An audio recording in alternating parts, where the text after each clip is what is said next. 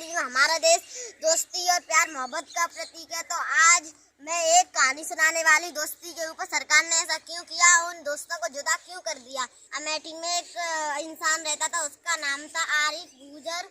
आरिफ गुजर था तो अपने एक दिन खेतों में जा रहा था, तो खेतों में एक सारस मिला। बहुत ही गंभीर हालत में था, बहुत ही घायल था। तो उसके पैर में चोट थी और उसका पैर तो कटा हुआ था। उसने उसका इलाज कराया, उसका पैर ठीक कराया। जब उसका पैर ठीक कराया तो सारस गुजर ने सोचा ये उड़ जाएगा, पर वो उड़ा नहीं। वो उसके साथ ही रहता, उसके साथ ही खाता। वो अपने हाथों से आरिफ गुजर उसे अपने हाथों से खाना खिलाता। और वो जब भी आरिफ गुजर कहीं भी जाता बाइक पे, तो सारस अपने आप उड़ के जाता, उसके पीछे पीछे उड़ के जाता। आरिफ गुजर उसे बहुत प्यार से रखता। तो एक दिन अखिलेश जो है वो सारस से मिलने आए थे। तो सरकार को पता चल गई और उसी दिन उस दोस्ती को नजर लग गई। चिड़ियाघर से वन विभाग से लोग आए तो सारस को पकड़ के ले गए। कानपुर के एक वन विभाग वाले ले चुके हैं। उसे चिड़ियाघर में कैद कर दिया गया है, उसे क्वारंटाइन कर दिया गया है, जिसकी वजह से सारस भी बहुत रो रहा है, आरिफ भी बहुत रो रहा है उनकी याद में। पर सरकार को उसे छोड़ देना चाहिए और ऐसी दोस्ती नहीं तोड़नी चाहिए, क्योंकि वो बहुत अच्छे से रहते थे। एक ही प्लेट में खाते थे, एक ही बेड पर सोते थे। जहाँ भी जाता था आरिफ, वहाँ पे सारस जाता था। एक ही साथ रहते थे, एक ही कमरे में रहते थे। वो बहुत अच्छे दोस्त थे और वो सारस कभी भी उससे जुदा नहीं होना चाहता था, पर सरकार ने उसे जुदा किया है। तो फिर सरकार क्यों कहती है कि हमारे देश दोस्ती का प्रतीक है, तो उसे ऐसा नहीं कहना चाहिए। अगर कहती है तो उसे वो सारस वापस दे देना चाहिए आरिफ को। तो ऐसे तो हमारे घर में भी कुत्ते पाले जाते हैं, तो हर एक जानवर जाएगा। फिर देखिए हमारा भी तो एक डॉगी है, देखिए हमारा भी तो एक डॉगी, तो इसको भी सब पकड़ के ले जाएंगे जगह पे से। अगर हम इसे छोड़ते हैं तो इसको भी तो बुरा लगेगा, इसी तरह से उसको भी बुरा लगा होगा। वो लोग सब रो रहे हैं।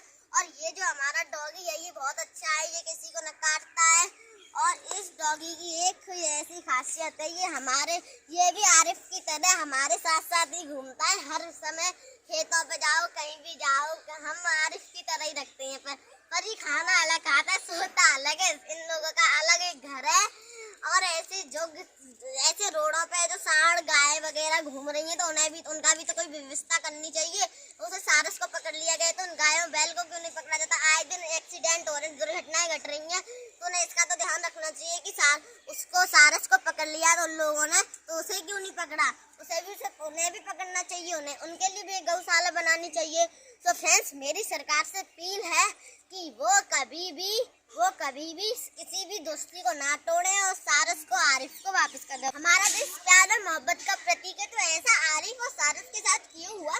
तो मेरी सरकार से यही अपील है कि आरिफ को उसका सारस वापस कर दें और उन दोनों की दोस्ती बने। और ये भी अपील है कि गाय बैलों को उनका एक गौशाला बनवा दे जिसमें वो रहें, क्योंकि होली पे हमारे घर पे भी एक एक्सीडेंट हुआ था। गाय से हमारे ताऊ जी की गाड़ी टकरा गई थी और सारे लोग बाल बचे और वहाँ पर 8-10 लाख पैसे खर्च हो गए, तब जाके उनका इलाज हो पाए। इसीलिए 8-10 लाख में तो उनकी गौशाला भी बने, इसीलिए उनकी एक गौशाला बनवाना है और गाय और बैल वहाँ पे रह चुके हैं।